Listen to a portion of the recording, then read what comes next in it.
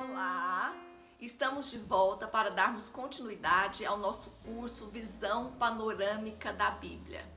Desde a primeira aula, eu tenho sempre colocado que o meu interesse, o meu desejo, o objetivo desse curso é vocês perceberem a sequência histórica da Bíblia, nesse primeiro momento do Antigo Testamento, posteriormente articulado com o Novo Testamento.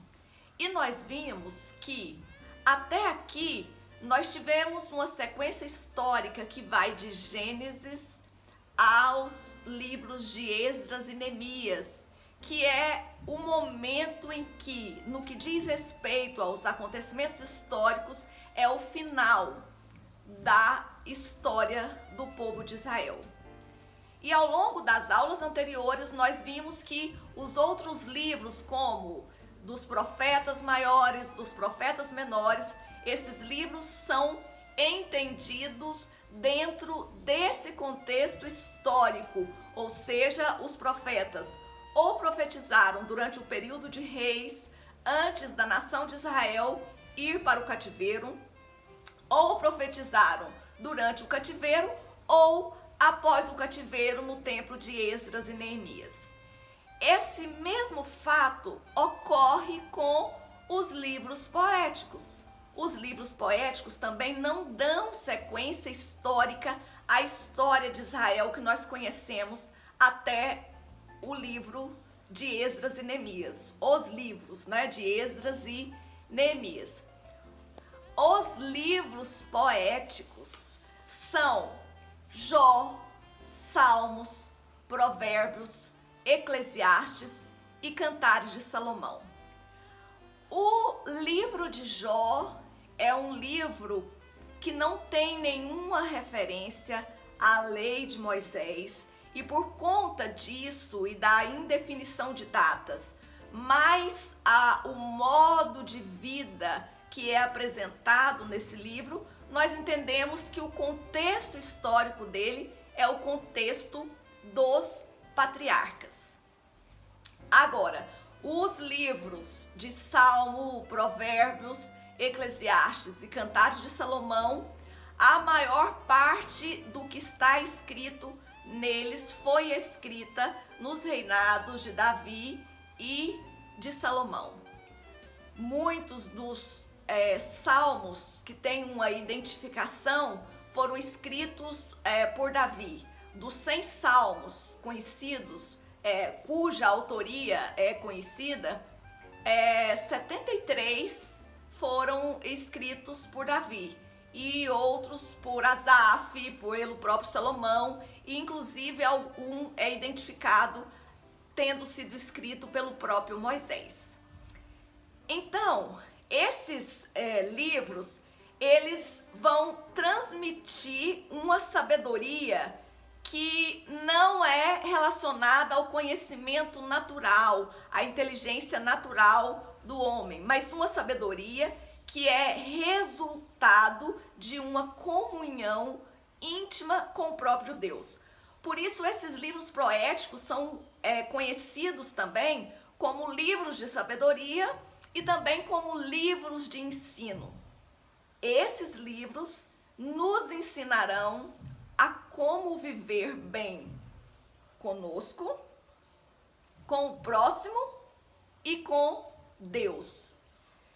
Tendo consideradas essas questões, nós percebemos que são esses livros que nos farão viver uma vida com menos problemas, menos dificuldades, menos conflitos e dilemas.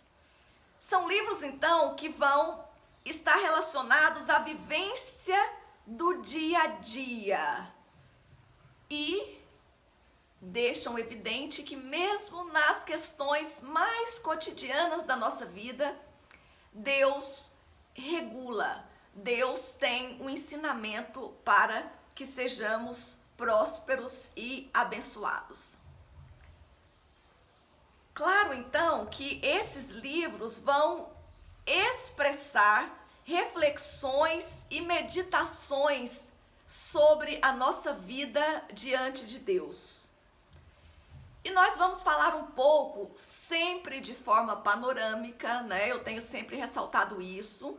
Somente depois dessa visão panorâmica é que nós vamos aprofundar um pouco mais no estudo dos livros.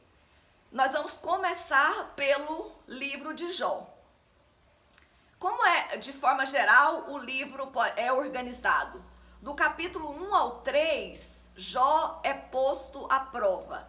Jó é uma história extremamente conhecida, né? Então, um homem justo diante de Deus, temente a Deus, correto nas suas ações, mas Deus permite que ele seja provado, né? Considerando que o inimigo se apresenta diante de Deus e diz que Jó, na verdade, não é tão íntegro, mas por conta de todos os bens e de toda a vida próspera dele, é que ele se comporta daquela forma. Mas se ele tivesse dificuldades, ele não se comportaria de forma tão adequada diante de Deus. Então, Deus permite essa prova. Então, do capítulo 1 ao 3, nós vemos isso. Do 4 ao 28, nós vemos os diálogos de Jó com os seus amigos. Diante de circunstâncias tão difíceis, os amigos vão visitar Jó. Mas nós aprendemos muitíssimo com os discursos desses amigos e percebemos que jamais poderemos suspeitar que o sofrimento de alguém é resultado de uma vida que não agrada a Deus. Porque esse livro de Jó nos evidencia que os justos também passam por momentos difíceis nessa vida. Do 29 ao 31, Jó se dirige a Deus. Do 32 ao 37, tem as falas mais específicas de um dos amigos, que é Eliú. A partir do 38, é o grande momento da resposta de Deus diante de tudo que os amigos e Jó estavam falando acerca dele. E o capítulo 2 finaliza com as bênçãos na vida de Jó, sendo todas colocadas novamente por Deus. Qual seria o propósito de um livro como o livro de Jó? Jó vai justamente evidenciar, como eu apontei anteriormente, que as pessoas justas, tementes a Deus, também podem passar por sofrimento. E a Bíblia diz que Deus nos prova na fornalha da aflição. Então, esses momentos de dificuldades, não somente para Deus, que nos conhece e sabe de todas as coisas antes que elas aconteçam, mas nós mesmos passamos a nos conhecer melhor diante das aflições e das dificuldades. Ou seja, nós conhecemos se nós somos capazes de manter a nossa fidelidade e a nossa comunhão diante de Deus em momentos difíceis. O livro demonstra a fragilidade humana e a soberania divina.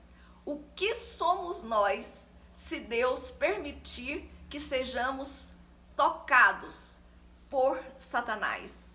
Simplesmente nós perdemos nossos bens, perdemos a nossa saúde. Isso evidencia o quanto nós somos frágeis e dependentes de Deus, que de fato tem a soberania e porque é soberano é capaz de fazer todas as coisas. Ensina-nos, e nesse caso especialmente compreendendo os posicionamentos dos amigos de Jó, nos ensina que jamais poderemos dar respostas absolutas ou interpretações fixas em relação ao sofrimento das pessoas. Quando vemos pessoas sofrendo, não devemos permitir que o nosso coração nos diga que aquelas pessoas estão sofrendo porque são más, né? Então, o livro de Jó nos dá essa moderação, nos dá essa prudência para não julgarmos a vida das pessoas. Mostra a fidelidade do servo de Deus, mesmo em meio a tantos sofrimentos. Jó, de fato, em alguns momentos desejou não ter nascido. mas ele jamais murmurou contra Deus ou simplesmente se revoltou contra Deus. O autor desse livro não é explícito, não sabemos, portanto, quem escreveu esse livro e também não sabemos a data que ele foi escrito. Jó viveu muitos anos e mesmo depois do seu infortúnio, ele viveu mais 140 anos. Ele era o sacerdote da sua família, que era um papel normal no contexto dos patriarcas, que é o contexto identificado no livro. E, como eu disse anteriormente, não há referência a nenhuma lei de Moisés e a revelação dos profetas, nem as revelações dos profetas nas discussões teológicas de Jó e de seus amigos. Por conta que o contexto é dos patriarcas, chega-se à conclusão que a data mais provável do contexto desse livro é cerca de 1500 a.C. Jó, no que diz respeito às considerações gerais, trata, portanto, do sofrimento humano. Mais do que do sofrimento humano, ele trata do sofrimento de um justo. Mais comum naquele tempo, ainda do que hoje, era considerar que alguém que tivesse algum tipo de doença difícil, como era a lepra, isso era resultado do pecado. E nós vemos isso muito claramente pelas falas dos amigos de Jó. Eles consideravam que Jó deveria se arrepender dos seus pecados e se arrependesse, Deus mudaria aquele cativeiro. Essa é a tônica do discurso dos amigos de Jó. Eles argumentam muito intensamente sobre essa questão e isso nos evidencia que esses amigos, mais do que levar qualquer tipo de conforto para Jó, afligiram ainda mais a alma dele, porque diante de Deus ele sabia que a consciência dele não lhe pesava, não lhe acusava. Deus é justo, sempre recompensa os bons e castiga os maus. Essa também é a tônica, né, que subjaz ao discurso dos amigos de Jó. Mas por conta da soberania de Deus, ele pode permitir o sofrimento na vida dos justos e permitir pelas razões que não cabe a nós questionar. Ele pode permitir a prosperidade de homens ímpios. O que nem Jó e os seus amigos sabem é que esses sofrimentos, eles foram provocados, apesar da permissão de Deus, pelo próprio Satanás. Mas só foram permitidos por Deus para que Jó fosse provado por Deus. Ao final do livro, Deus evidencia o posicionamento dele, mostra a Jó o quão pouco ele sabe de todas as coisas. Ele evidencia que os amigos de Jó estavam equivocados acerca da situação de Jó, e Jó, por mais que tenha tido alguns vacilos durante aquele sofrimento, ele permaneceu confiante na justiça de Deus. Ele disse que sabia, que estava convicto que o Redentor dele vivia e que, por certo, se levantaria.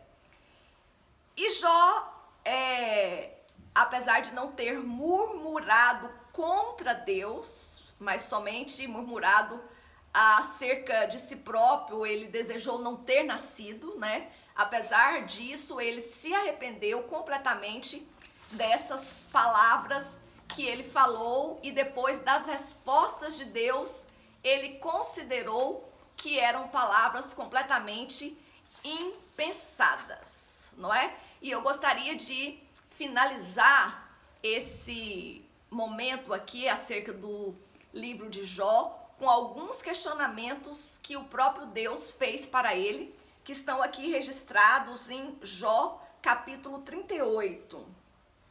Depois disso, o Senhor respondeu a Jó de um redemoinho e disse: quem é esse que escurece o conselho com palavras sem conhecimento? Agora cinge os teus lombos como homem, e perguntar-te-ei, e tu me responde: onde estavas tu quando eu fundava a terra? Faze-mo saber se tens inteligência. Quem lhe pôs as medidas, se tu o sabes? Ou quem estendeu sobre ela o cordel? Sobre que estão fundadas as suas bases? Ou quem aumentou a sua pedra de esquina? Quando as estrelas da alva juntas alegremente cantavam, e todos os filhos de Deus rejubilavam. Ou quem encerrou o mar com portas quando transbordou e saiu da madre? Quando eu pus as nuvens por sua vestidura e a escuridão por envolvedouro. Essas perguntas e muitas outras feitas por Deus a Jó fez com que Jó tivesse a consciência da sua fragilidade e da grandeza e da soberania de Deus. É esse mesmo entendimento que nós devemos ter. Somos frágeis, completamente dependentes de Deus. Nós ficamos por aqui e voltamos para dar continuidade ao estudo dos livros poéticos. Até lá!